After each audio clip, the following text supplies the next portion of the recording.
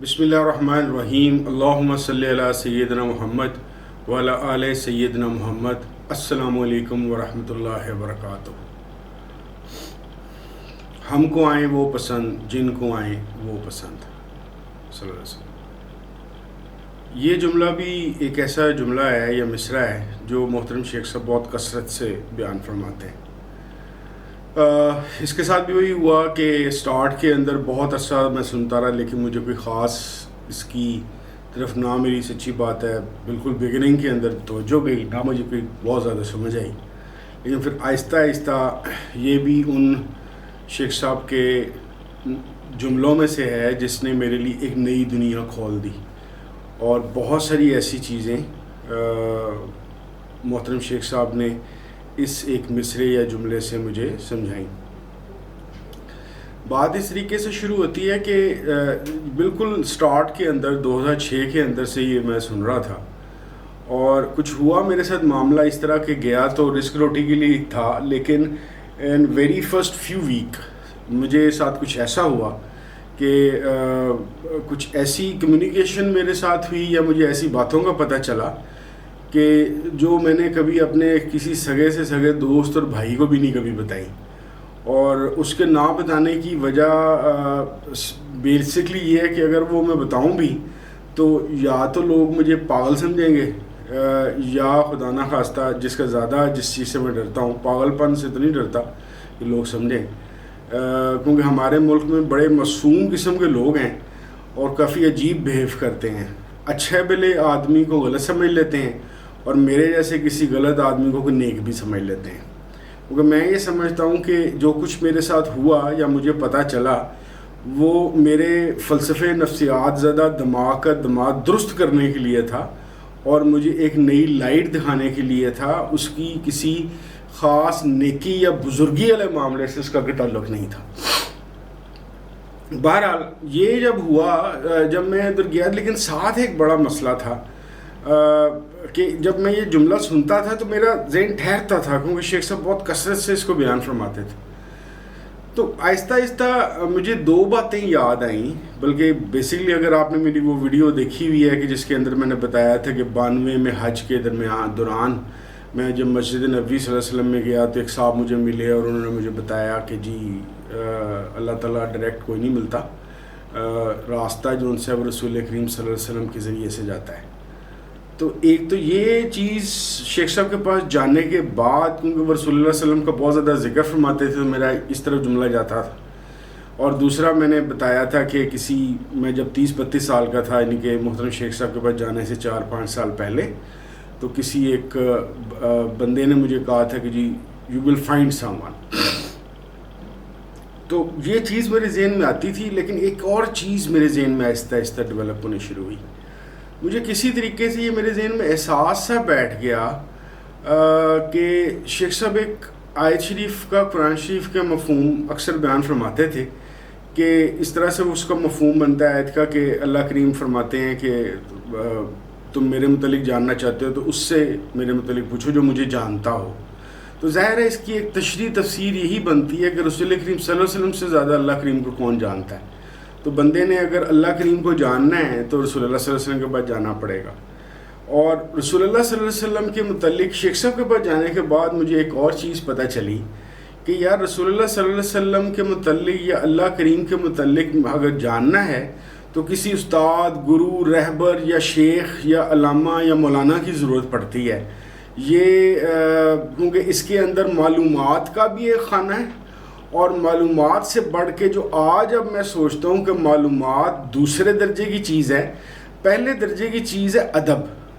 تو جو استاد، گرو، شیخ، رہبر، پیر، مولانا، علامہ صاحبان ہوتے ہیں وہ آپ کو دو چیزیں کر رہے ہوتے ہیں، ایک آپ کو انفارمیشن دے رہے ہوتے ہیں، دوسرا آپ کو ادب اداب سکھا رہے ہوتے ہیں۔ اگر آپ لوگوں نے تھوڑے دن پہلے میری ایک پوسٹ تھی بے استادوں کے متعلق، تو مجھے اسی جملے سے مجھے استاد کی اہمیت اور اس سے لگاؤ کا سارا کچھ پتہ چلنا شروع ہوا۔ تو ہوا کچھ یوں کہ 5-6 مہینے گزر گئے ہوئے تھے محترم شیخ صاحب کے پاس جاتے ہوئے، تو مجھے ایک بات میرے ذہن میں بیٹھ گئی ہوئی تھی کہ یار اللہ رسول کے متعلق اگر کچھ پتہ چلنا ہے نا تو شیخ صاحب سے ہی پتہ چلنا ہے، کیونکہ یہ اتنا ذکر فرماتے ہیں محفلوں کے اندر، درس میں یا تعلیم شریف جس کو کہتے ہیں.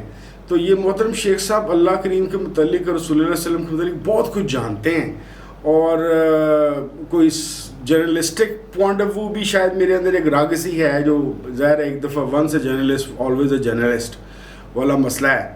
تو میرے ذہن میں ایک بات بیٹھ گئی کہ یار یہ کسی طریقے سے نا شیخ صاحب سے بندہ ڈائریکٹ ہو جائے، کوئی ایسا معاملہ ہو کہ جو ان سے ان کے قریب جا کے نا بندہ ان سے سمجھے اللہ رسول صلی اللہ علیہ وسلم کا معاملہ.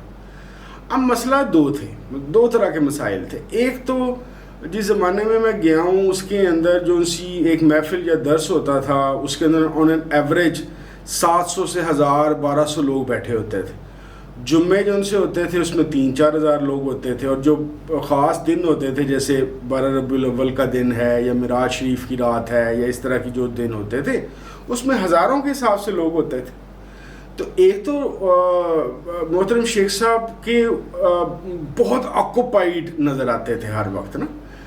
دوسری چیز مسئلہ یہ تھا کہ قریب جانے کے لیے لائک اٹریکٹس لائک والا اصول ہی چلتا ہے.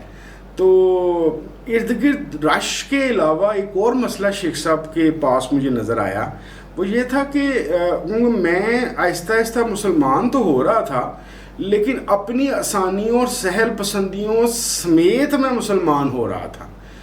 مینس کہ میرے اس طرح کے نمازیں تو میں نے فرض پڑھنی شروع کر دی تھیں، لیکن جو باقی ترتیبیں تھیں وہ میں جب دیکھتا تھا لوگوں کو تو میں بڑا پریشان ہوتا تھا. جیسے محترم شیخ صاحب ایک حدیث شریف کا حوالہ دیتے تھے اکثر کہ ایک حدیث شریف کے مفہوم کے مطابق رسول کریم صلی اللہ علیہ وسلم نے اللہ کے قریب ہونے کا ایک طریقہ کار یہ بتایا کہ کثرت سجود کیا جائے، یعنی کہ نوافل زیادہ سے زیادہ پڑھے جائیں. تو محترم شیخ صاحب یہ ترتیب بتاتے ہیں کہ 20 نوافل سے شروع کرو پر ڈے اور آہستہ آہستہ اس کو بڑھاتے جاؤ. تو میں نے بعض لوگوں کو دیکھا وہ 100 نفل پڑھ رہے ہیں، میرے سے 20 نہیں پڑھے جاتے تھے. پھر درود شریف میں نے بڑی مار ماری تو میں تقریباً کوئی 400 500 700 کے قریب پر ڈے کے اوپر درود شریف پہ چلا گیا. میرے ارد گرد جو سے لوگ تھے 10,000 والے تو عام لوگ تھے، لاکھ 1.5 لاکھ پر ڈے والے بھی تھے. تو اب یہ میرے ذہن میں بات بیٹھ گئی کہ یار اگر شیخ صاحب اگر اللہ رسول کو پتہ کرنا ہے تو شیخ صاحب کے قریب ہونا ہے.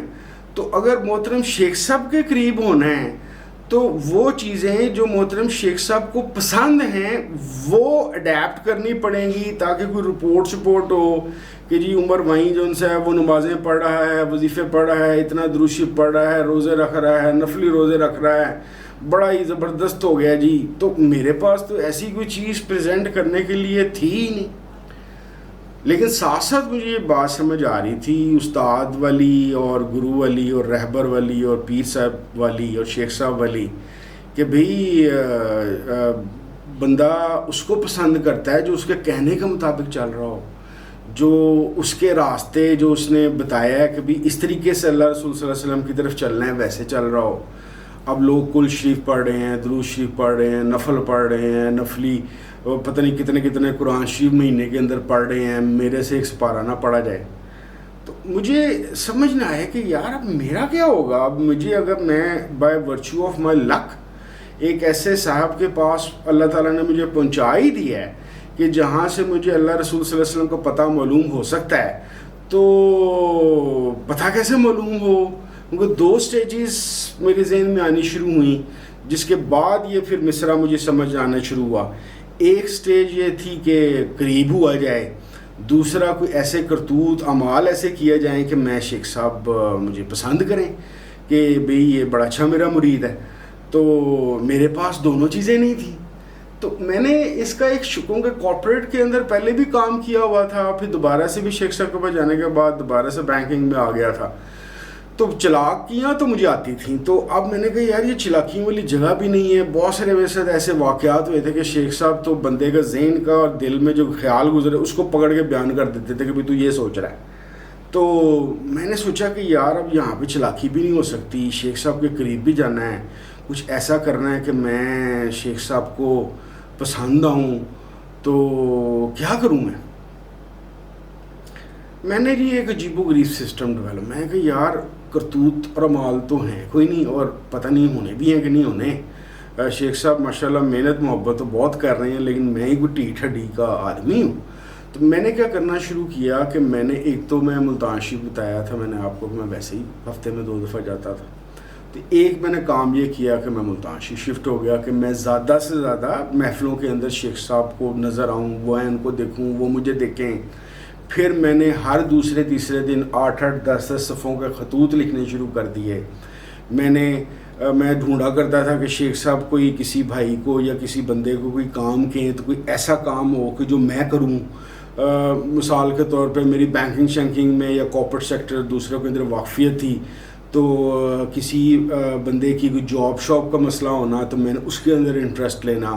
کسی کی کیونکہ ایک پورا سسٹم وہاں پہ چل رہا ہے کہ جہاں پہ لوگوں کے لون پے آفس کیے جاتے ہیں, تو اس کے اندر میری کوئی واقفیت تھی کہ میں کوئی ریسٹرکچرنگ کرا سکتا تھا یا کوئی لون کے اماؤنٹس کم کر سکتا تھا. میں نے اس کے اندر انٹرسٹ لینا شروع کیا. بس دھن میرے ذہن میں ایک ہی آئی تھی کہ یار کسی طریقے سے نا یہ جو لفظ عمر وہیں ہے نا, یہ شیخ صاحب کے پاس جاتا رہے. یہ تو مجھے شیخ صاحب نے طریقے سے بتا دیا ہوا تھا, پریکٹیکلی مجھے پتا تھا کہ کوئی نام نہ بھی پہنچائے تو ان کو پتا ہوتا ہے, لیکن میں ذرا دنیا دار آدمی تھا, عام آدمی تھا, تو میں چاہ رہا تھا کہ میرا نام ایز اے دنیاوی چینلز کے ذریعے سے بھی جائے. تو خطوط لکھنا, کسی بندے کا کوئی کام ہونا تو اس کے کرنے کی کوشش کرنا کہ یار پھر کہنا کسی شیخ صاحب کے خدمت گزار کو کہ یار میرا سلام کہہ دینا, میری شکریہ ادا کر دینا کہ جی آپ کی مہربانی ہے کہ میں اس قابل ہوں, اللہ تعالیٰ نے مجھے کیا ہے کہ میں کسی کے کام آیا ہوں. تو اس طرح کا ایک پورا میں نے اسٹرکچرنگ کرنی شروع کی اپنے کام کی. اس کو کرتے ہوئے مجھے یہ جملہ آہستہ میرے دل پہ عیاں ہوتا گیا کہ یار بندہ اس کو پسند کرتا ہے جو اس کے پسند کے بندے کی طرح کا ہو. تو پھر میرے ذہن میں یہ جملہ آہستہ اور طریقے سے آنا شروع ہو گیا, ہمیں آئیں وہ پسند جنہیں آئیں وہ پسند. میں نے پھر غور کرنا شروع کیا, مجھے پتہ یہ چلا کہ یہ ساری چیزیں ایویں ہیں, یہ جابس کے لیے نام پہنچانا یا کسی کا کام آنا یا یہ کرنا, شیخ صاحب کو کائنات میں جو سب سے زیادہ چیز محبوب ہے اور پسند ہے وہ رسول کریم صلی اللہ علیہ وسلم کی ذات مبارک ہے. تو اس جملے کا بھی یہی مطلب تھا کہ ہمیں آئیں وہ پسند ہے, کہ شیخ صاحب فرما رہے ہیں کہ مجھے وہ لوگ پسند آتے ہیں جن کو رسول کریم صلی اللہ علیہ وسلم پسند ہو, اور پسند کا معیار یہ ہو کہ ان سے زیادہ محبوب اور پسندیدہ ترین شخصیت کوئی اور ہو ہی نہ.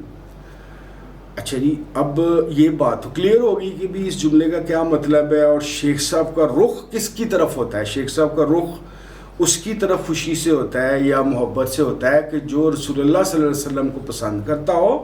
اور دوسری بات مجھے یہ پتہ چلی کہ یہ پریکٹیکلی صرف پسند ہے, نہیں کہ منہ زبانی عاشق نہ ہو جلوس ولوس میں شرکت کرنے والا, بلکہ یہ ہے کہ جو کام رسول اللہ صلی اللہ علیہ وسلم نے فرمائے ہوئے ہیں اور ان کے محبوب کام ہیں وہ کیے جائیں. میں نے جناب پھر شیخ صاحب کی سیڈیز اور دھیان سے سننی شروع کی کہ مجھے پتہ چلے کہ شیخ صاحب رسول اللہ صلی اللہ علیہ وسلم کی کون سی سنتوں کا کہ کون سی سنت مبارک ہے جس کا زیادہ ذکر فرماتے ہیں.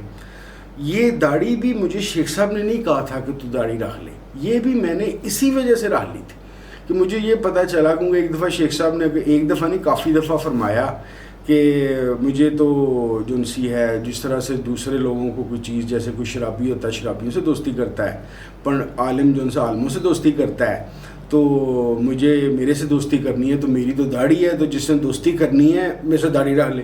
اب میں اس چکر میں پہلے ہی بیٹھا ہوا تھا کہ کوئی مجھے بات پتہ چلے کہ یار شیخ صاحب کس بات سے خوش ہوتے ہیں وہ کر لوں. میں نے کہا یار یہ داڑھی رکھ لو. حالانکہ داڑھی بہت بعد میں, آپ ایک ضمنی سی بات آپ کو بتاؤں, بعض لوگوں کے لیے نا داڑھی بہت مشکل کام ہے. مجھے ابھی بہت تھوڑے عرصے کے اندر پتہ چلا ہے کہ نا جیسے بعض علماء یا بعض ایک عالم ہے, پتہ نہیں وہ عالم ہیں بھی ہیں کہ نہیں, لیکن وہ ایسے عالم بہت زیادہ مشہور ہیں, انہوں نے اعلان فرما دیا کہ جی داڑھی کوئی سنت یا واجب یا فرض نہیں ہے, یہ فیشن تھا جی اس زمانے میں.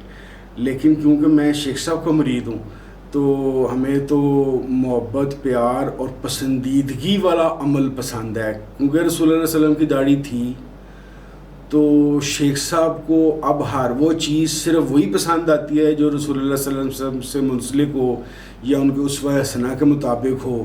تو کیونکہ رسول اللہ صلی اللہ علیہ وسلم کی داڑھی تھی تو شیخ صاحب کو بڑی سخت زبردست طریقے سے داڑھی پسند ہے، تو ہمیں نہیں پتا کہ یہ فرض ہے کہ سنت ہے کہ واجب ہے عالموں کے حساب سے. ہمیں تو بس ایک بات شیخ صاحب نے سمجھائی ہے کہ بھئی رسول اللہ صلی اللہ علیہ وسلم کی داڑھی تھی، جس وجہ مرضی سے داڑھی تھی. داڑھی ہے تو داڑھی رکھ لو، نماز پڑھتے تھے تو نماز پڑھنی ہے، روزہ رکھتے تھے تو روزہ رکھنا ہے، اچھے اخلاق سے بات کرتے تھے تو اچھے اخلاق سے بات کرنی ہے. یعنی کہ ڈبل یہ جملہ بننا شروع ہو گیا میرے ذہن میں آہستہ آہستہ. ایک یہ کہ ایک چیز مجھے یہ سمجھ آ گئی کہ بھئی شیخ صاحب پہلی بات مجھے فرسٹ سٹیج میں 92 میں یہ سمجھ آئی کہ اللہ کے قریب جانا ہے تو رسول اللہ صلی اللہ علیہ وسلم کے قریب جانا ہے. پھر مجھے یہ سمجھ آئی کہ اللہ رسول کے ساتھ تعلق قائم کرنے کے لیے، انفارمیشن کے لیے، ادب آداب سیکھنے کے لیے کسی استاد یا رہبر کی ضرورت ہے. پھر مجھے فارچونیٹلی ایسے استاد رہبر میرے شیخ صاحب مجھے ایسے ملے جن کا زندگی میں اوڑھنا بچھونا ہی رسول اللہ صلی اللہ علیہ وسلم کی ذات مبارک اور ان سے محبت کا اظہار، پریکٹیکلی، صرف زبانی نہیں، پریکٹیکلی اظہار ان کی ساری زندگی ہے. تو وہ فرما رہے ہیں کہ مجھے تو وہ لوگ پسند آتے ہیں جو رسول اللہ صلی اللہ علیہ وسلم کو پسند کرتے ہیں. تو اس کا مطلب یہ ہوا کہ رسول اللہ صلی اللہ علیہ وسلم کو پانا ہے تو شیخ صاحب کی ٹریننگ میں جانا ہے، اور شیخ صاحب کی ٹریننگ میں اگر ان سے قربت حاصل کرنی ہے تو وہ کام کرنے ہیں بائی ریچولز بھی اور بائی ورچو آف اخلاقیات یا دنیاوی معاملات بھی وہ کرنے ہیں جو رسول اللہ صلی اللہ علیہ وسلم کو پسند ہے. کیونکہ دیکھیں جی، اگر آپ کسی کو پسند کریں، جس طرح میں نے پہلے بھی ایگزامپل دی تھی کہ آپ اپنے ابا جی کو، اپنے ابا جی محبت آپ سے بڑی ہے، بات میں نے آپ کی کوئی نہیں سننی. تو اسی طریقے سے اگر کوئی دعویٰ کرتا ہے کہ شیخ صاحب مجھے رسول اللہ صلی اللہ علیہ وسلم سے محبت بڑی زیادہ ہے یا میں ان سے لگاؤ رکھتا ہوں، تو نہ اس کی داڑھی ہو، نہ وہ نمازیں پڑھتا ہو، جھوٹ وہ بولتا ہو، ناپ تول میں اس کا بیڑا گرک اس نے کیا ہو، گالیاں وہ بکتا ہو، غیبتیں وہ کرتا ہو، لوگوں میں وہ لڑائی کرتا ہو، تو کون مانے گا کہ بھی اس کو رسول اللہ صلی اللہ علیہ وسلم سے کوئی لگاؤ، محبت اور عشق؟ تو خیر بہت اور طرح کی بات ہے، اور ہی سٹیج ہے، وہ اور ہی ذاتیں ہوتی ہیں جن کو ماشاءاللہ عشق والا معاملہ ملتا ہے. میرے جیسے لوگ تو کمزور اور عام لوگ ہیں. تو یہ وہ چیز تھی، اور اسی کے اندر سے ایک نئی چیز مجھے پتہ چلی. ایک تو یہ پتہ چل گئی کہ قربت، ادب اور رسول اللہ اور اللہ کے قریب جانے کا طریقہ کار کیا ہے. پسندیدگی کی ڈیفینیشن پتہ چل گئی کہ منہ زبانی نعرہ تکبیر اور نعرہ حیدری اور اس طرح کے نعرے لگانے سے نہیں ہوتا، بلکہ پریکٹیکلی یہ سارا کچھ کرنا پڑتا ہے. لائف اس کے مطابق چینج کرنی پڑتی ہے، حلیہ اس کے مطابق چینج کرنا پڑتا ہے، زبان دماغ اس کے مطابق چینج کرنا پڑتا ہے. اس کے علاوہ ایک اور چیز جو اس میں سے ایک شاخ نکلی، ایک چیز طریقت کی، شیخ صاحب بہت زور دے کے بتاتے ہیں، بلکہ کسی بھی آپ طریقت کے معاملے میں پڑھیں گے تو 3 بنیادی چیزیں ہیں. ایک حب شیخ ہے، ایک غیرت شیخ ہے، ایک فناف شیخ ہے. یہ ایک طریقت کے راستے کی آپ سمجھ لیجئے کہ یہ ایک ایکویشن ہے کہ جس میں سے آپ نے انٹر ہوں گے تو طریقت میں کچھ ملے گا، وگرنہ نہیں ملے گا. تو یہ جب بندہ اس چکر میں پڑتا ہے کہ بندہ کسی ایسے بندے کو پسند کرنا شروع کر دے یا پسند آ جائے جس کو صرف اور صرف رسول اللہ صلی اللہ علیہ وسلم پسند ہیں، اور اس سارے معاملے کے اندر وہ اس شخصیت کی باتیں وہ جو رسول اللہ صلی اللہ علیہ وسلم کے حوالے سے ماننا، ان کو پریکٹس میں لانا شروع کر دے، تو تب پتہ چلتا ہے کہ شیخ کیا ہوتا ہے، استاد کیا ہوتا ہے. کیونکہ پھر وہ سٹیج آتی ہے کہ شیخ کہہ دے دن ہے تو دن ہے، شیخ کہہ دے رات ہے تو رات ہے. اس کی اہمیت شیخ کی اس وجہ سے ہوتی ہے کہ وہ بعض لوگ خدا نخواستہ نعوذ باللہ اگر کوئی اپنے پیر، رہبر یا شیخ کا زیادہ ذکر کر رہا ہو تو کچھ اور مطلب لے جاتے ہیں. بھائی اگر شیخ، رہبر یا پیر کا زیادہ ذکر کیا جاتا ہے یا اس کی طرف لگاؤ ہوتا ہے تو سمجھنے والی بات یہ ہے کہ وہ لگاؤ کیوں ہے. وہ لگاؤ رسول اللہ صلی اللہ علیہ وسلم کو پانے اور اللہ تعالیٰ کے ساتھ اپنا تعلق بنانے کے لیے. شیخ ایک معلم ہے، شیخ ایک دروازہ ہے، ایک باب مینس عربی میں جس کو دروازہ کہتے ہیں، جس دروازے سے گزر کے آپ نے اللہ رسول صلی اللہ علیہ وسلم کے پاس جانا ہے. تو اس سے آپ کو پتہ چلتا ہے کہ سب سے پہلی چیز کیا ہوئی کہ اگر آپ کو استاد، رہبر، پیر صاحب اگر آپ کو مل گئے ہیں تو جب تک آپ کو، کیونکہ ان سے جو محبت ہے، یعنی کہ اپنے رہبر یا شیخ سے جو محبت ہے، وہ اصل میں ایونچولی رسول اللہ صلی اللہ علیہ وسلم اور اللہ کریم سے محبت کا تعلق مضبوط اور مربوط کرنے کے لیے ہے. تو حب شیخ اسی لیے پہلی سیڑھی ہے کہ آپ اس شخصیت کو پسند کر رہے ہوتے ہیں, آپ اس شخصیت سے محبت کر رہے ہوتے ہیں جس شخصیت نے آپ کو اللہ رسول صلی اللہ علیہ وسلم سے محبت کے تعلق سے جوڑ دینا ہے. غیرت کا معاملہ یہ ہے کہ بعض دو طرح کے کنسیپٹ چلتے ہیں طریقت کے اندر. بعض ہمارے بھائیوں کا یہ خیال ہے کہ جہاں سے فیض ملے وہاں سے مختلف جگہوں پہ جاتے ہیں, لیکن مجھے یہ بات شیخ صاحب کے مرید ہونے کی وجہ سے اس طرح سے سمجھ آئی ہے کہ جب آپ کو ایک ہی جگہ سے سفیشینٹلی سارا رستہ مل گیا ہے اور آپ کی پیاس پوری ہو گئی ہے تو پھر کسی اور کنویں میں جانے کی کیا ضرورت ہے. اپنے صحیح کنویں سے پورا پانی پینا اور کسی اور کنویں پہ نہ جانے کو غیرت کہتے ہیں کہ بھئی مجھے ادھر سے پورا مل رہا ہے. یعنی کہ آپ پہلا سٹیج حب کا کہ مجھے آئیں وہ, ہمیں آئیں وہ پسند, جنہیں آئیں وہ پسند, کہ یہ وہ شخصیت ہے جنہوں نے اس سٹیج پہ پسندیدگی, تعلق, محبت, راہ کی ہمواری پہ لے کے جانا ہے. اس لیے میں نے کہ میرا, ہم جتنے بھی مریدین ہوں گے یا کسی اور پیر صاحب کے ہوں گے, ہم شیخ صاحب سے اپنے سے محبت اس لیے کرتے ہیں کہ یہ وہ راستہ ہیں, یہ وہ رہبر ہیں جو ہمیں اللہ کریم اور رسول کریم صلی اللہ علیہ وسلم کی طرف لے کے جا رہے ہیں. دوسری کیونکہ یہاں پہ جانے کے بعد اگر ہماری تمام دینی اور دنیاوی ضرورتیں پوری ہو رہی ہیں, اللہ رسول صلی اللہ علیہ وسلم سے محبت کا تعلق بن رہا ہے, ہماری ظاہری حلیوں اور اخلاقی چیزوں میں بہتری ہو رہی ہے, تو کہیں اور جانے کی ضرورت ہی نہیں ہے. یہ وہ غیرت شیخ کا معاملہ ہو گیا. تیسری چیز فناف شیخ کی ہے کہ آپ ایک الٹیمیٹ گول پا لیں کہ جس کو وہ کہتے ہیں کہ شیخ کہے دن تو شیخ کہے دن, آپ شیخ کہے دن تو آپ کہیں دن, شیخ کہے رات تو آپ کہیں رات. اس کا مطلب یہ ہے کہ آپ نے اپنی مرضیوں کو سرنڈر کرنا سیکھ لیا. اور یہ کیوں ضروری ہے؟ کیونکہ ایونچولی آپ نے کیا بننا ہے؟ مسلمان, اللہ کا بندہ. یہ بننا ہے نا. کس اللہ کا بندہ؟ جو رسول اللہ کریم صلی اللہ علیہ وسلم نے اللہ کا بتایا. یعنی کہ ہم محمدن مسلم سارے کے سارے الحمدللہ جو رسول اللہ علیہ وسلم کے امتی ہیں. تو آپ کا مسلمان کا مطلب ہی یہ ہوتا ہے کہ جو اپنی ول کو اللہ کی مرضی کے سامنے سرنڈر کر دے. یعنی کہ اللہ, آپ نے مین میں ایک نہیں نکالنی. اگر آپ کو پتہ چل گیا, جس طرح ہمارے شیخ سے سمجھاتے ہیں کہ یہ رسول اللہ صلی اللہ علیہ وسلم نے کہا ہے, اس پہ قائم ہو جاؤ. مین میخنے نہیں نکالنی, مجھے تو یوں لگ رہا ہے, مجھے تو یوں لگ رہا ہے. اس کی پریکٹس کون کراتا ہے؟ شیخ کے ساتھ رہنا, اس کے ساتھ تعلق. اسی لیے چاہے دنیاوی علم ہو چاہے دینی علم ہو, اگر آپ بے استادے ہیں, اگر آپ نے کسی کے پاس رہ کے اپنے موڈز کو اور اپنے دماغ کو اور اپنی عادات کو سرنڈر کرنا سیکھا ہی نہیں ہے, تو اب اللہ کے دربار میں کیسے پہنچ جائیں گے؟ اور پہنچ جائیں گے تو سوچیں پھر آپ کیا حرکت کریں گے. آپ پتہ کیا حرکت کریں گے بے استاد ہونے کی وجہ سے, جو شیطان نے کی تھی.